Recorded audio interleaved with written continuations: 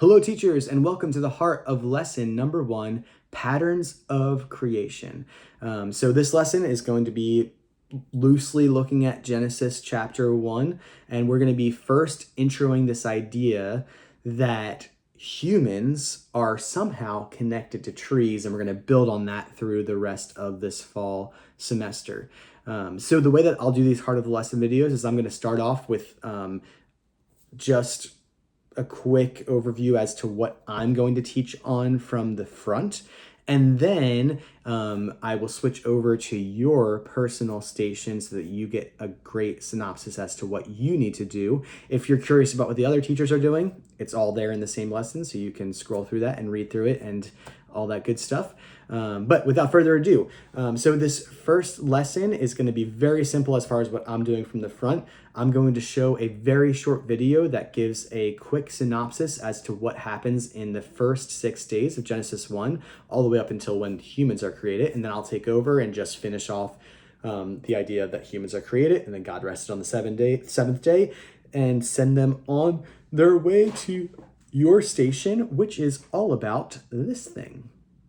All right, Joyce, you are station number 1, and we already talked about this a little bit, but just to reiterate it, the salamanders, level 1, our youngest guys, kindergarten and first grade, they are just going to be learning or reviewing what it means for something to be similar to something else, which should be really simple, and I'd imagine that most of them already have that concept down, but just in case, it's going to be a helpful building block for them to be successful for the rest of the night.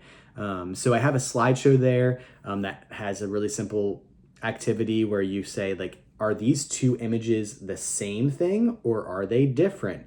Be very easy for them to give thumbs up or thumbs down, whether they're the same or different. Should be very simple. And then you're going to revisit all of the pictures that were different, and you're going to ask them what is similar about these two pictures.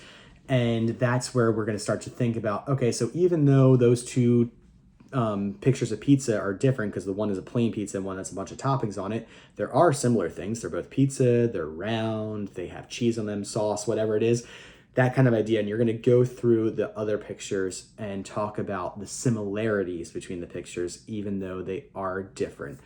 Feel free to, if it seems like the kids are getting it really well or you're running out of time, you don't have to do every single one. They're just all there. And that's the main goal for the first one. If you have time at the end, which you should for the first group, you're also going to talk a little bit about this whole idea of being made in the image of God. I wouldn't even bother to use that language with them. You can mention it, but more so talk about how God made us similar to them. There are things that are similar between us and God because he made us in his image, even though we are not the same. Now, for levels 2 and 3, our frogs and our toads, you are going to be just talking about the image of God part of this, how God made us similar to him because he's made us in his image, and what that looks like. So you'll start with some Play-Doh activities where they'll make some things in the image of something else. Don't spend too much time here. It's going to be really easy for them to grasp the idea of similarities there.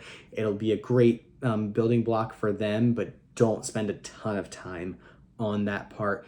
The actual teaching about what it means to be made in the image of God is much more important. If you need something to fill up time at the end, which I doubt that you'll need a time filler at the end, but you could go back to the Play-Doh and even have them create something in the image of something else and have their friends try to guess it or whatever. That's a really simple activity you could do if you needed to fill any extra time at the end there. But hopefully this is going to work out well. And do I have anything else I needed to say? I don't think so. No, I think should be pretty clear. Thanks.